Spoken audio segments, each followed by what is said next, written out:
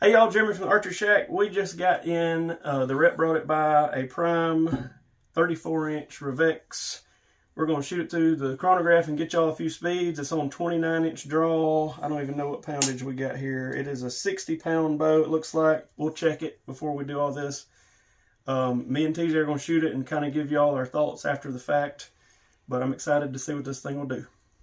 Alright, let's see what kind of poundage we got here. What it hit, 62. Yep. And then it's going, let's see what our holding weight is roughly. At the lowest, it's on about 11. Pull it back again. 11 and some change. Okay, just wanted to see what we had. So it's on about 62 pounds. All right, so we're going to shoot a 350 grain, a 400 grain, and a 500 grain arrow. Again, this is 29 inches, 62 pounds. We'll see what she does. 350. That ain't bad. Not at 62 pounds. No. Here's 400.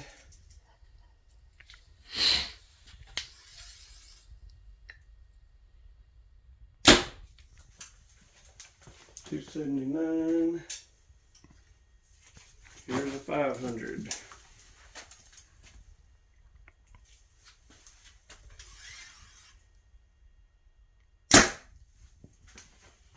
$259.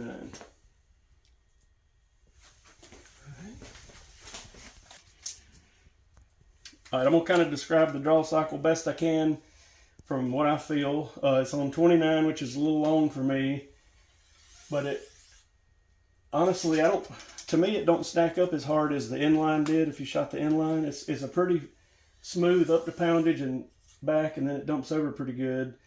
They went away from a limb stop to a cable stop. So I noticed Billy's got some felt on this, probably to prevent that click when the cable hits it. But that probably takes away a little bit of let off as well. And then as far as the shot, I mean, it feels good. I mean, very little of anything as far as vibration and all that goes. I'm gonna let TJ shoot it and then kind of let everybody's gonna feel something different, see what he feels. The one thing I did notice on this bow, and they have finally, I guess they finally listened to us, but we have a solid body string stop. We've been, TJ in particular has been saying that for years. So that's, the old one sounded like a drum. Yeah. And I'll show them this while we're showing them stuff. They got here's your quiver mount. It's gonna be a nice tight spot style quiver. Mm-hmm. They're coming out with an Epsilon with a Prime branding on it, so you won't. I mean, you can put whatever rest on it, but we don't have it yet. It's modules, so you'll change modules to change draw length. Supposedly that helps the draw cycle and keep the knock travel the exact same for each draw length. Mm-hmm. So from what I've seen, it's to maintain the highest performance at each draw length.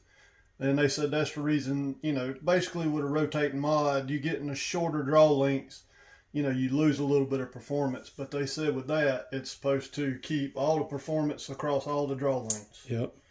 I noticed they went ahead and started shipping it without the bottom rubber piece on there because we used to have to cut that off for a lot of rest. And now they're just doing it from the factory. Mm-hmm. Like it a lot. See how you feel about it or what you feel or whatever. A whole lot smoother draw cycle to me from the inline. It don't stack up as heavy on the front. It's still a rock solid back wall. Oh yeah. I mean, little vibration. I mean, we've got a stabilizer and a sight and everything on there, but I mean, shoot.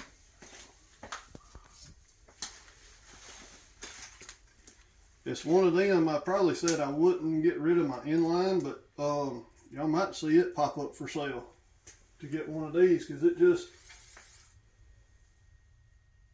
good smooth draw, holds on typical Prime. It holds really good. Billy said one thing they did as well is they took a little bit of meat out of this. Last year, a lot of times that top cable would barely rub that cam, which wouldn't. We thought at first we were like, oh god, but it wasn't that big a deal. But they've went ahead and took a little meat out, so it's not touching it. So that's a good, I mean, it wouldn't hurt anything, but it just made you feel a little queasy, but that's gone, so that's not a big deal. Same shims as before. Got those They look like little C's. You slide on there, pop on there. Looks like to me maybe just a little bit beefier cam than on the inline last year. I do like that. But yeah, man, it's a good looking bow. Well, we've got an inline in there, but pretty much they didn't change anything on the riser from what I can tell. Oh, they did add a back bar bracket bushing back here. Yeah, used to you had to put it on the inside, and everybody always got confused. Now they got it on back the back, there, so back that's there. good. And I guess if you were to strip that, you could get that out and put a new one in. Yep. Worst case. Overall, We literally just got this in our hands like 5 minutes ago, so this is not like a comprehensive review. no, They didn't ship ours in time, so we will have 2 of them on Fridays, what they're telling us. So we'll do more testing and kind of make a big, long, thorough video. But as far as our first time with it, this is just uncut. Well, I say uncut. I mean, we'll chop each little section up, but it's nothing fancy. Just on a cell phone here, but. I mean, I like it. I don't have anything bad. I didn't even mean to, but shot it through the paper there when I shot my shot, and it bullet hole. So it seems like it'll be a good, easy, to tune bow. So we'll see. Let us know if you got any questions. Give us a week or two. Once we start getting these in, and I'd say within the next month, hopefully we'll have like 10 or 20 of these things in. Let us get some time behind them, but just right out of the gate. We've had it for 5 minutes. This is our, I like it. I do too. So I'm going to definitely get a 36 to play with for 3D. And you never know, TJ might end up with one too.